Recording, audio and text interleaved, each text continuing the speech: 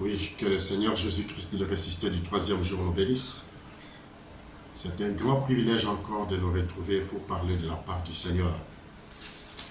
Bien-aimés frères et sœurs, que le Seigneur Jésus-Christ vous bénisse. Shalom, c'est votre bien-aimé frère, Meshach Aaron Yembe, un ex-branamiste, un ex-frère qui était toujours là à défendre le message de Branham jusqu'à ce que Dieu lui-même, dans sa bonté, dans sa grâce, m'a fait sortir dans le pétrin. Voilà pourquoi je crois que vous allez commencer à vous habituer de moi dans vos maisons pour suivre mes vidéos. Et je fais cette vidéo avec amour. Je fais cette vidéo avec beaucoup d'amour, beaucoup de miséricorde dans mon cœur pour vous qui êtes restés encore dans le branhamisme. Je sais que ce n'est pas facile de sortir du branhamisme si ce n'est pas la grâce et la paix de Dieu. Moi aussi hier, j'étais comme vous. J'ai défendu le message de Branham, croyant que cela venait de notre Père Céleste et pourtant, non. Alors voilà pourquoi ce soir, j'aimerais que nous puissions partager un sujet très très important et capital. Qui était l'ange de William Branham? Alors, avant de commencer cette vidéo, j'aimerais remercier tout d'abord le Père Céleste qui a rendu possible que nous puissions parler de cela. Et je remercie aussi mon ami Renon Bota. Je remercie aussi mes précieux frères, le frère Djibi, le frère Jean-Marie ici en Île-de-France. Je bénis aussi tous les hommes de Dieu qui sont en train de déboulonner aussi le message de Branham à travers le monde entier. Que le Seigneur Jésus-Christ vous bénisse. Nous prenons le livre de Galates, chapitre 1er, le verset 6e jusqu'au verset 9e. Et puis nous allons prendre Colossiens, chapitre 2, verset 18e. Je lis la parole du Seigneur. Je m'étonne que vous vous détourniez si promptement de celui qui vous a appelé par la grâce de Christ pour passer à un autre évangile. Non pas qu'il y ait un autre évangile, mais il y a des gens qui vous troublent et qui veulent altérer l'évangile de Christ. Il y a des gens qui vous troublent et qui veulent altérer l'évangile de Christ. Mais si nous-mêmes, si un ange du ciel annonçait un évangile s'écartant de celui que nous vous avons prêché, qu'il soit anathème. Verset 9. Nous l'avons dit précédemment. Et je le répète à cette heure. Si quelqu'un vous annonce un évangile s'écartant de celui que vous avez reçu, qu'il soit anathème. Anathème, c'est le summum de toutes les malédictions de la Bible. Colossiens chapitre 2, verset 18. En tout cas, si portez-moi, je suis enrhumé, il fait vraiment froid. Nous sommes dans une période hivernale ici en Europe. Car cela ne tienne, nous parlerons toujours du Maître. Colossiens chapitre 2, verset 18. Que personne, sous une apparence d'humilité et par un culte des anges, ne vous ravisse à son gré les prix de la course, tandis qu'il s'abandonne à ses visions. Donc cette personne-là qui viendra, il lui va toujours centraliser sa prédication autour des anges. Vous voyez que le Saint-Esprit a déjà dit en avance. Il dit, tandis qu'il s'abandonne à ses visions, il est enflé d'un vain orgueil par ses pensées charnelles, sans s'attacher au chef dont tous les corps assistés et solidement assemblés par des jointures de liens tirent l'accroissement que Dieu donne. Qui est l'ange de William Branham? Je viens de lire la Bible, maintenant je vais lire William Branham. On nous dit, l'ange là qui viendra, qui va annoncer toutes choses qui ne concordent pas avec les Saintes Écritures. Nous les boutons dehors. Nous allons les déboulonner, nous allons les déchiqueter, nous allons les mettre hors d'état de nuire. Alléluia. Parce que nous avons reçu mandat de déboulonner tout ce qui ne vient pas de notre Père Céleste. Nous allons déboulonner tout ce que le Père ne reconnaît pas. Dans la prédication, sur ta parole, Seigneur, prêché le 5 mars 1948. Même les dates, ça parle. J'ouvre une parenthèse. Si vous voulez commencer à trouver les failles dans le message de Branham, prédicateur, pasteur, retournez, recommencez à lire le message, tous les messages de Branham de 1947 jusqu'à 1959. Prenez toutes ces brochures-là. Commencez à les lire lentement avec l'esprit de prière. Vous allez découvrir des choses. Prenez le temps de lire la Bible avec tous ces brochures. Vous allez découvrir beaucoup de choses. Et vous allez voir, nous allons nager toujours tout autour de ces années-là. Vous allez comprendre beaucoup de choses. La première des citations que je lis maintenant, c'est sur ta parole, prêché le 5 mars 1948, paragraphe 48. Maintenant, pourrions-nous donc incliner la tête pour la prière? Père, je me rends compte que j'aurais peur d'entrer dans ce domaine maintenant. Si tu ne me tiens pas par la main, 3 points de suspension. Maintenant, je me rappelle, il y a de cela 2 ans environ. Donc, 2 ans environ, c'est-à-dire c'est l'expérience de 1946. Lorsque cet ange de Dieu est venu ce soir-là, il est entré dans cette pièce-là, a dit, tu es né dans ce monde pour apporter un don de guérison divine aux gens. Beaucoup ne te croiront pas, cependant beaucoup croiront. Si tu es sincère et que tu amènes les gens à te croire, pas même le cancer ne résistera à ta prière. Parole de William Branham. Mes excuses. Déjà, la commission que l'ange, son entité lui dit, c'est une commission qui est anti-scripturaire. Écoutons la commission du maître. Marc chapitre 16. Le maître dit quoi?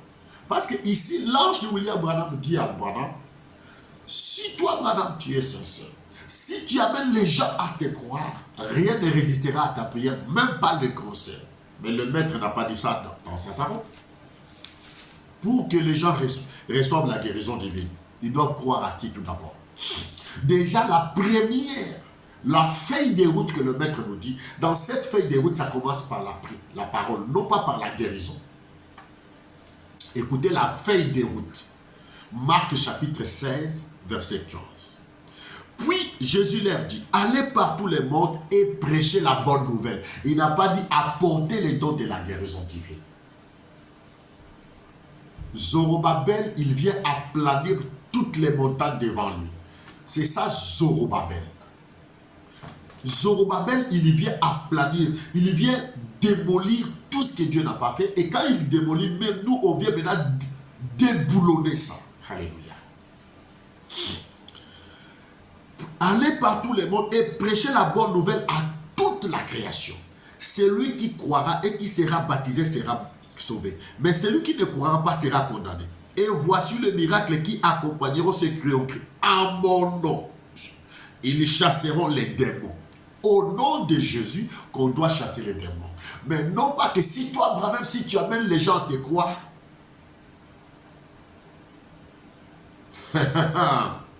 si tu es sincère et que tu amènes les gens à te croire, pas même le cancer ne résistera à ta prière. Jésus n'a pas dit ça. Ça, c'est William Branham qui est avec son ange, ils font le mélange. Il n'a pas fini. Dans la même prédication. Ô ange de Dieu, je ne te vois pas, mais je sais que tu te tiens prêt. Je t'ai pris, tu connais mon cœur. Branham s'adresse à qui? À son ange. Il n'invoque pas Dieu, il passe par un ange. Ô ange de Dieu, je ne te vois pas, mais je sais que tu te tiens prêt. Je te prie, tu connais mon cœur. Et tu sais combien j'aime ces gens. Tiens-toi à mes côtés ce soir et que personne ne passe par ici sans avoir la foi. Je sais que tes paroles sont vraies. Je t'ai pris au mot. Car tu as dit que tu as été envoyé de Dieu. j'ai décrit. Mais non. Si l'ange était envoyé par Dieu, est-ce que l'aurait-il fallu évoquer l'ange ou bien évoquer Dieu?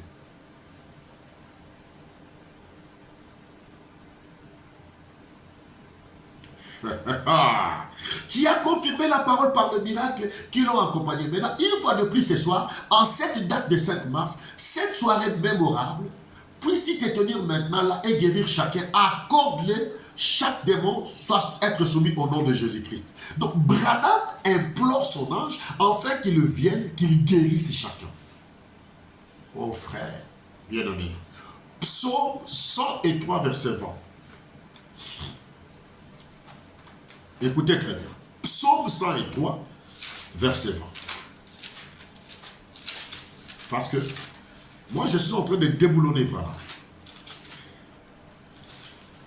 Psaume 103, verset 20. Pièce contre pièce.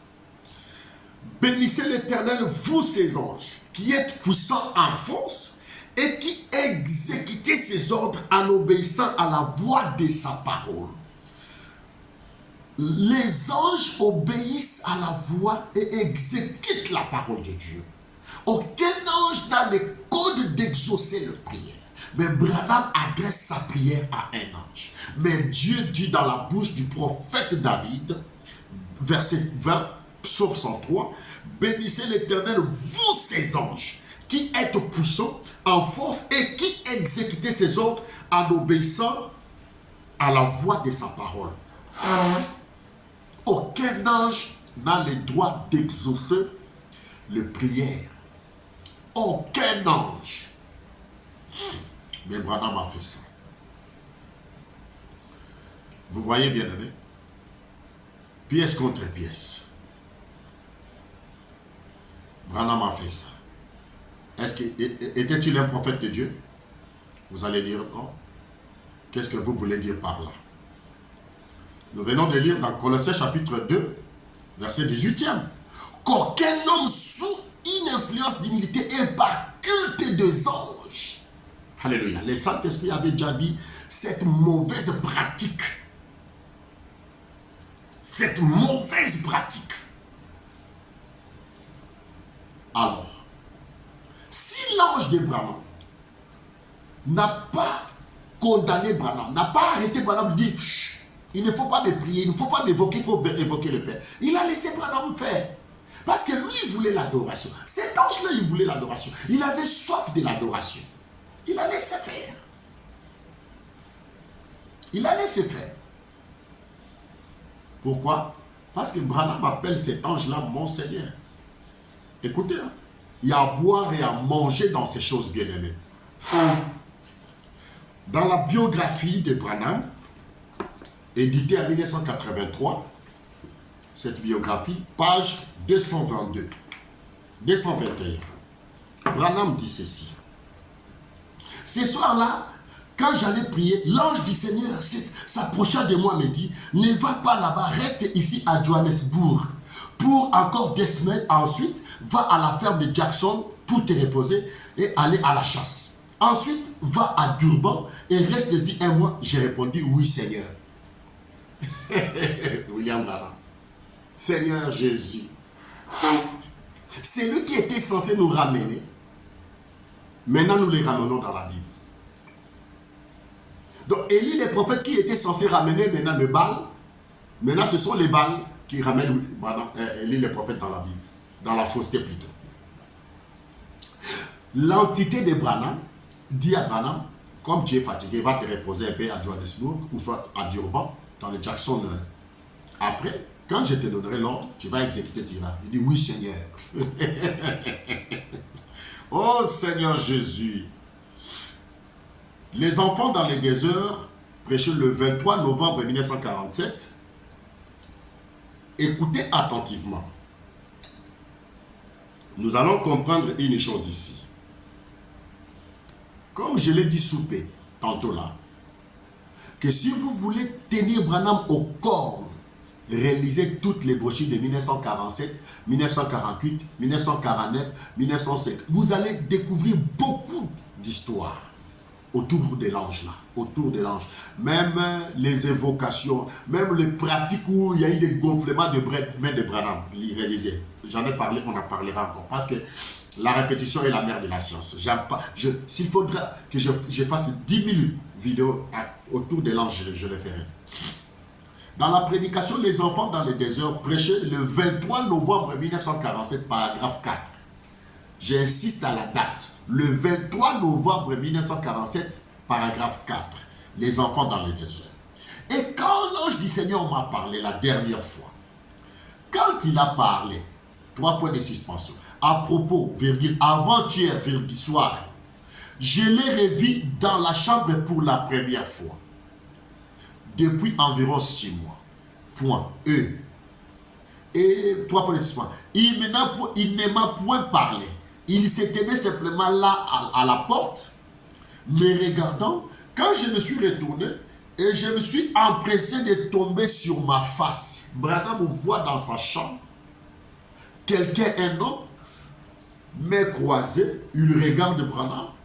Branham dit, mais ça c'est mon ange. Branham se précipite pour venir s'agenouiller devant lui. Quand Branham s'agenouille devant lui, il se relève pour le voir. Il est parti. Il dit, mais quand je me suis relevé, il est parti ainsi, 3 points de suspension.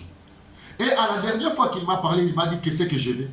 Vous en avez parlé la semaine passée, à Vandalia, à Iniloan. Retenez, à Vandalia, à Iniloan.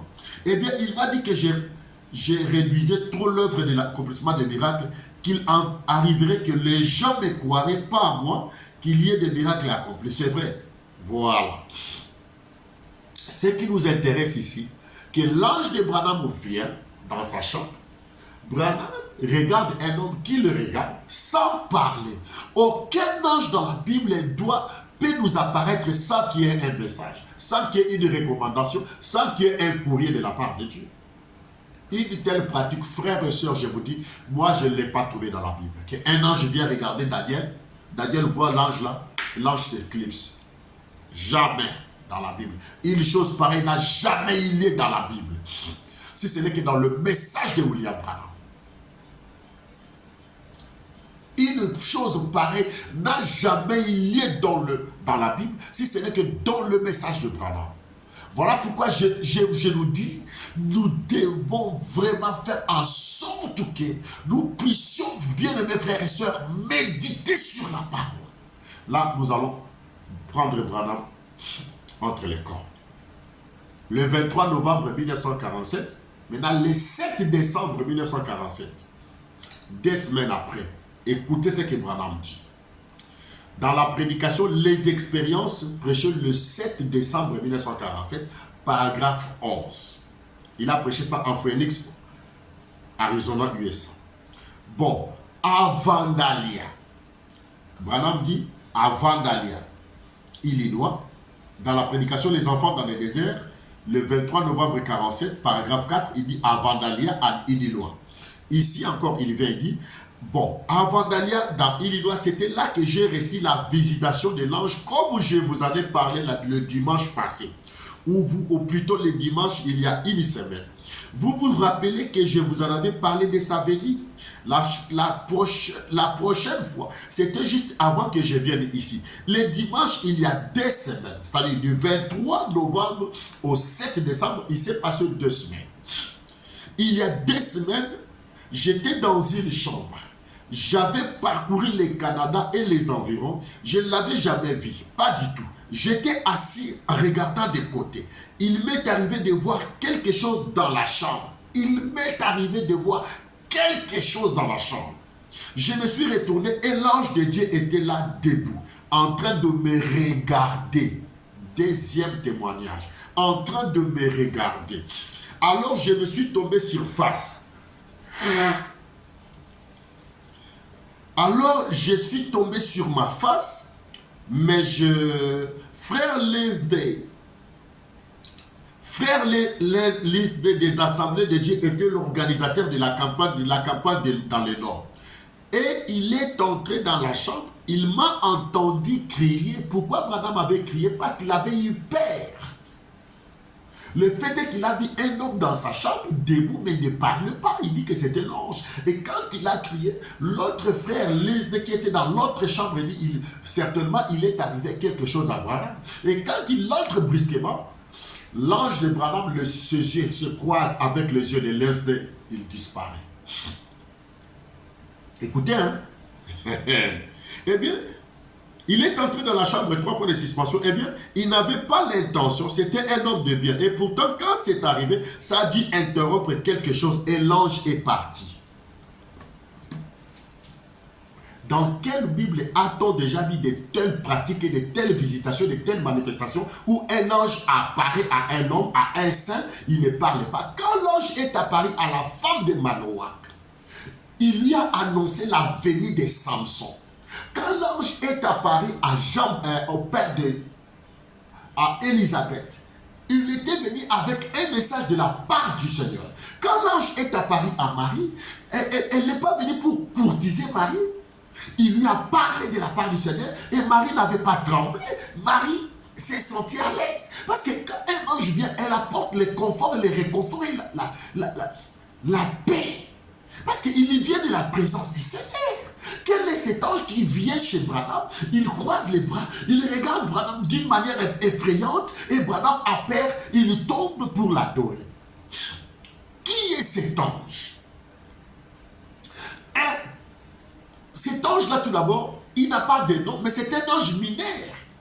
Cet ange ne faisait même pas poids à Gabriel ni à Michael. Branham lui-même va le dire dans la prédication. Crois-tu cela? 15 janvier 1950, paragraphe 23. Je vous ai dit, entre toutes ces années-là, il y avait des grandes révélations que Dieu avait permis que tout cela ne sorte de la bouche de Branham, afin que nous puissions les saisir, les déboulonner. Écoutez bien, amen. Et Dieu, quand il envoie quelque chose de grand sur la terre, il l'annonce par des anges. Nous le savons. La naissance de Jésus et tout ça, ça a été annoncé par ange. Or, des anges mineurs viendront, disons par exemple, celui qui vient me visiter, un ange, mais c'est un ange mineur. C'est lui qui vient me visiter là. Branham reconnaît que son ange là, il ne fait même pas poids à Gabriel ni à Michael. Il dit, des anges mineurs, il y en auront. Mais celui qui vient me visiter là, c'est un ange mineur. Retenez ça, c'est un ange mineur. Mais quand vous voyez Gabriel descendre, un événement important est en cours. Gabriel a annoncé la première venue de Jésus. Il annoncera la seconde venue de Jésus. Il sonnera la trompette et les morts en Christ résisteront. Gabriel, le grand archange de Dieu. Gabriel est un grand archange de Dieu. Donc l'ange de Branham, face à Gabriel, il est mineur. Un petit ange. Or, d'après tout ce que nous, on avait comme gabarit du ministère de Branham, il ne pouvait pas avoir un ange mineur, ça pouvait être un ange de même gabarit que Michael, Gabriel, ou bien un chérubin. Si vous lisez Apocalypse 10, l'ange là qui descend, c'est comme ça que devait être cet ange-là. Mais Branham lui-même dit son ange, il était un mineur, un petit ange. Un mineur.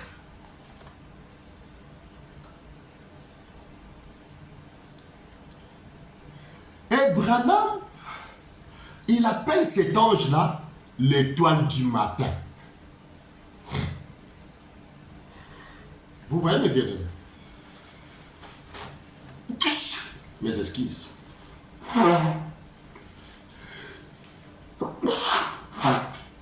Branham appelle son ange. Mes esquisses bien-aimés, il fait tellement froid. Nous devons continuer. Dans la prédication, l'approche vers Dieu, ou bien l'approche divine, prêchée le 23 janvier 1955, paragraphe 47. Oh, j'aime vraiment ces vieux cantiques. J'entends presque les oiseaux clapoter alors qu'on se met à chanter cela. Nous chantions cela lorsque l'étoile du matin, l'ange du Seigneur a fait sa première apparition en public au-dessus de là où je me tenais pour la première fois de ma vie au bas de Spring Street dans les fleuves Ohio en juin 1933, alors que j'étais un jeune prédicateur baptiste et baptisant là. Cet ange-là mineur, il n'est plus l'ange mineur, il devient l'étoile du matin. Il ne sera pas l'étoile du matin, il deviendra l'ange de l'Éternel, il deviendra l'ange de Dieu, il viendra le Seigneur Jésus-Christ, il deviendra la colonne de feu. Qui est cet ange-là qui ne fait que changer les facettes?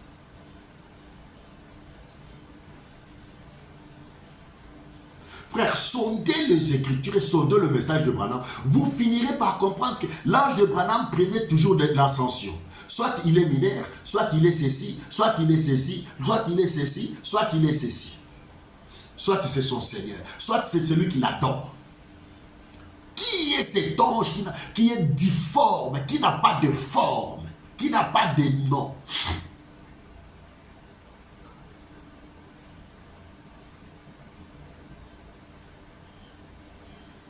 Dans le 5e sceau, paragraphe 112, prêché le 22 mars 1963. Oh, j'aime ça. Je commence vraiment à me sentir religieux en ce moment. Voyez-vous, c'est peut-être la stimulation. Remarquez, quand l'Antichrist, 3 points de suspension, oh, voyez, 3 points de suspension, ces révélations dans la présence de cette boule de feu, suspendue là dans la pièce, au point que, oh frère, bien que je la vois pas, bien que je la vois depuis mon enfance, 3 points de suspension, mais chaque fois qu'elle s'approche de moi, je prends peur. Il me fait presque perdre connaissance. Qui est cette entité? À tout moment que Branham est dans sa présence, il lui fait peur. Il perd la connaissance. On ne s'habitue jamais à cela. On ne peut pas. C'est trop sacré. On ne s'habitue pas à cela. Son entité qui n'a pas de nom.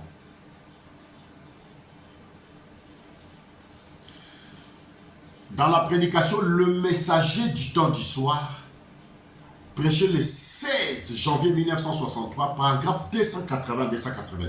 Lorsque je fus sauvé, que je dis à mon pasteur Baptiste que j'avais reçu le Saint-Esprit, et que l'ange de l'Éternel, voyez maintenant, ce n'est plus l'ange de Dieu, ce n'est plus l'ange, maintenant, et que l'ange, voyez maintenant, les années passent, ça parle des ascensions. Que l'ange de l'Éternel m'avait dit que c'est que je devais faire. Mon pasteur répliqua, vous avez dû avoir un cauchemar. Son pasteur avait raison. Billy, j'ai répondu, pasteur, j'ai vu un ange. Il dit, oh quelle folie, c'est du diable. Il avait raison. Oh, cela m'a blessé. Il ajouta, allez-vous partir prêcher au roi, au pape et à d'autres encore. J'ai répliqué, c'est ce que l'ange a dit. Et pourtant, ce que l'ange a dit à Branham, cela ne s'est pas accompli. Et pourtant, alléluia, alléluia, dans Actes, écoutez ce que, alléluia, écoutez ce que le Saint-Esprit a dit à Paul. Je surveille l'heure, voilà. Dans Actes, écoutez, parce que la vérité finit toujours par triompher. Écoutez très bien. Ah, bien-aimés frères et sœurs, quand vous maîtrisez ces choses, vous devenez une armée invaincue, invincible, par la grâce du Seigneur Jésus. Quand vous ne lisez pas la Bible, vous êtes une proie facile, la cible potentielle de l'ennemi pour que vous soyez séduits. Actes chapitre 9, verset 10e jusqu'au verset 17e. Lisez. Je vais prendre simplement les essentiels parce que je cours avec les temps. Le Saint-Esprit dit à Ananias dans une vision. Or, il y avait à Damas un disciple nommé Ananias. Le Seigneur lui dit dans une vision. Ananias répondit, mais voici Seigneur. Le Seigneur lui dit, lève-toi, va dans la rue qu'on appelle la droite et cherche dans la maison de Judas un homme nommé Saoul de Tarse, car il y prie. Il a vu en vision un homme du nom d'Ananias qui entrait et qui lui imposait les mains afin qu'il recouvre la vie. Ananias répondit, Seigneur, j'ai appris de plusieurs personnes tous les maux que cet homme a fait à tes saints. Je saute. Verset 15. Mais le Seigneur lui dit, va, car cet homme est un instrument que j'ai choisi pour porter mon nom devant les nations, devant le roi, devant le fils d'Israël. Je lui montrerai tout ce qu'il doit souffrir pour mon nom. Et le pasteur de Branham avait raison de dire à Branham, ton ange lui a dit, tu t'as dit que tu vas même prier pour les rois. Donnez-nous une citation où Branham a prié pour un roi. Le roi Georges, mensonge, c'est dit mensonge du pipeau. Donnez-nous des citations claires où Branham, parce que son ange lui avait dit, tu prieras pour les rois, plusieurs, les au pluriel. Mais l'apôtre Paul, nous avons beaucoup de témoignages dans Actes. Il a prié pour, il a été avec le roi. Il est allé à Rome. Alléluia. Frère, le Saint-Esprit ne m'a pas. J'ai répliqué, c'est ce que a dit l'ange. Il m'interrompit avec une instruction primaire. J'ai dit, c'est ce qu'il a déclaré. Mais Branham n'a jamais prié pour les papes. Branham n'a jamais été voir les papes. Branham n'a jamais prié pour les rois. Il n'est même pas arrivé au Vatican, mais il nous a menti. Ça, on arrivera. Qui était cet ange-là, bien-aimés frères et sœurs? Dans questions et réponses, ça, j'en ai ici, le DCOD.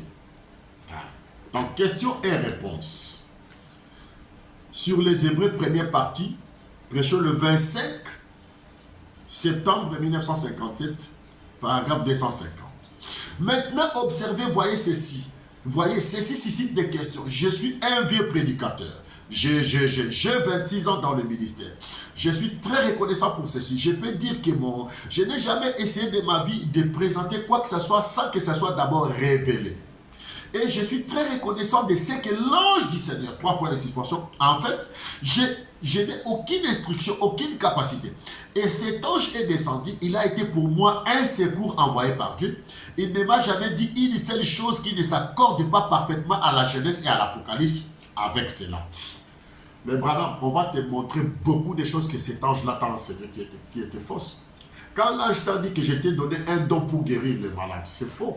Quand l'ange t'a dit que si tu étais sincère, si tu avais les gens tes quoi, rien ne restera ta paix, c'est faux. Quand l'ange t'a enseigné la sémence du serpent, c'est faux. Seigneur Jésus. Oh mon Dieu, mon roi. Vous voyez? Maintenant, il y a une chose ici. William Branham, Billy Paul répète encore dans biographie de William Branham, page 307. Branham répète, Billy Paul répète encore l'expérience de Vandalia. Et ça, il va introduire quelque chose, c'est par là que nous allons terminer. Il dit, dans biographie, page 307, c'est ça. Si vous voyez bien, là j'ai souligné. C'était au cours d'une réunion sous la tente à Vandalia, Illinois. Papa et moi nous étions dans une chambre. Nous étions dans un petit hôtel bon marché. Un matin, vers 2 ou 3 heures, papa m'a réveillé, il a mis un oreiller sur mon visage. Il me dit, Paul, te souviens-tu lorsque papa te parlait de l'ange du Seigneur qui venait le visiter? J'ai répondu oui. Il dit, eh bien, il est ici. Je lui ai demandé si je pouvais te réveiller. Comment un ange vient simplement sans un message pour commencer à blaguer? On a écrit aux choses qu'il ne fallait même pas. Un ange ne peut pas venir à dire à Meshach, réveille ton fils, je veux que ton fils puisse me voir. Pour que ça fasse quoi? Dans la Bible, vous avez vu une pareille chose? Dieu disait, il envoie simplement un ange pour les amusements, frère.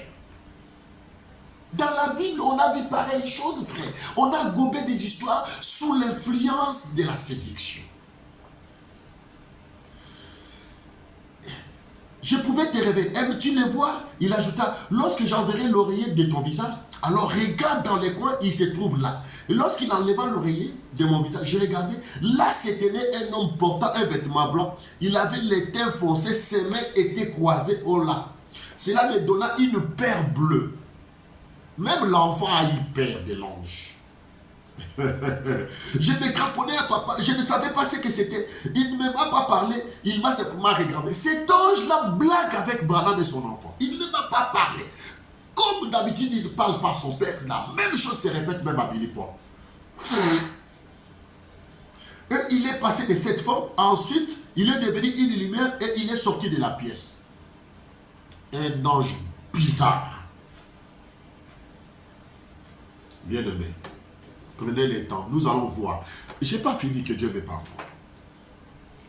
Et maintenant, page 308. Écoutez maintenant, là où il y a des tonnerres. Écoutez, frère. Et maintenant, quand Billy Paul a fini cette expérience, il doit passer à une autre expérience. Page 309. Écoutez très bien, bien, mes frères et sœurs. Parce que ici, nous sommes en train de déboulonner pour vous faire comprendre qui était cette entité qui était dans Branham. Parce que déjà, bibliquement parlant, aucun ange ne peut entrer dans un homme. L'ange qui entre dans un homme, c'est un démon. Aucun ange n'entre dans un... Même Jésus ne peut pas entrer en nous sous la forme humaine. Il vient en nous sous... étant esprit. Mais aucun ange ne peut entrer dans un homme. Branham dit, je vois cet ange, il s'approche, il est en train de s'installer à moi. On a toujours lu ça, non? Quand l'ange vient vers moi, et sa commission, il dit, je le vois de 6 pieds, 2, il est là, il est en train de s'installer à moi, frère. Aucun ange, frère, n'entre dans un homme. Biographie, page 309. Là, Billy Paul est en train de parler parce qu'il avait dit à son papa, il parlait à propos de Péricle. Alors, j'ai dit, papa, je viens pour m'excuser auprès de toi, mais pourquoi Paul? C'est au sujet de ce que je t'ai dit tout à l'heure à propos du fait que tu allais apporter ton postiche pour aller à l'église ce soir. Il a dit, assis-toi. Je suis alors que j'allais entendre quelque chose. Écoutez très bien.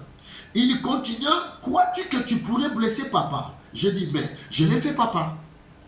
Il dit, non, tu ne pourras pas blesser papa. Peu importe ce qui arrive, tu seras toujours mon garçon. Tu ne pourras pas blesser papa. Mais cette chose à l'intérieur de moi, cette chose, frère, le Saint-Esprit n'est pas une chose. Écoutez, mais cette chose à l'intérieur de moi, que je ne peux pas contrôler, quelle est cette chose qui est en moi que tu ne peux pas contrôler? Cette entité-là, ce démon-là. On le dit comme ça, frère. Mais cette chose à l'intérieur de moi que je ne peux pas contrôler n'a pas apprécié ce que tu as fait. Te rappelles-tu à la fois où j'ai prêché sur Tabernacle que je ne pouvais pas lire ma Bible? Quelque chose comme ça. Cette chose à l'intérieur de moi. Donc c'est une entité qui est à l'intérieur de Branham, que Branham ne pouvait pas contrôler. C'est lui qui contrôlait Branham. Bien-aimé, qui est cet ange-là? Cette entité-là? Qui fait peur. Le fait que Billy voit cet ange-là au coin de Benoît, Billy a eu peur, le père bleu. Le même comportement que son père. À chaque fois que cet ange-là venait à William Branham, Branham me dit, je tremblais, je mourais de peur. La même chose. Bien-aimés frères et sœurs, il est plus tard que nous le pensons. Quand nous regardons dans la Bible, déjà Branham a adoré son ange. Branham fait beaucoup de choses qui sont différentes de la parole de Dieu. Son ange, mon ange, mon ange. Je finis par cette citation. Écoutez-moi très bien. Mon ange, mon ange, mon ange, mon ange, mon ange, mon ange. Qui est cet ange-là qui vient toujours avec des histoires bizarres, avec des trois mots nobles, avec, bien-aimé? À un certain moment, l'on doit quand même s'arrêter et l'on doit se poser mille et une questions. Quel est ce message qui vient? Mais quand il vient, il sème toujours la confusion. Vous savez pourquoi les messages de Branham sèment toujours la confusion? C'est parce que William Branham souffrait d'une maladie.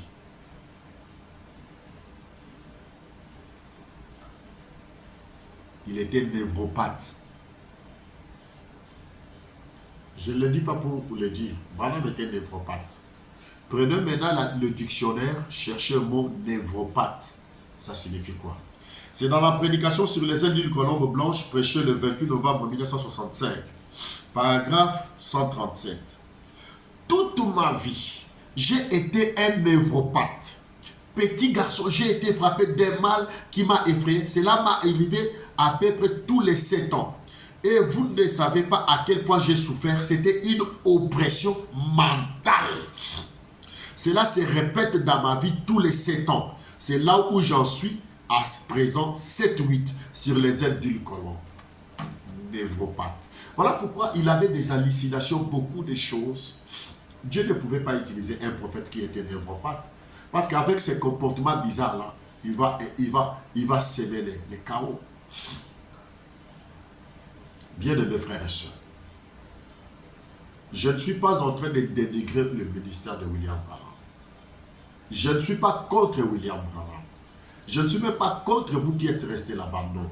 Mais je suis contre les enseignements et les hérésies de William Branham. Prenez le temps, frères, prenez le temps. Prenez les citations de Branham, comparez ça avec les Saintes Écritures. Ça ne se concorde pas. C'est la nuit et le jour.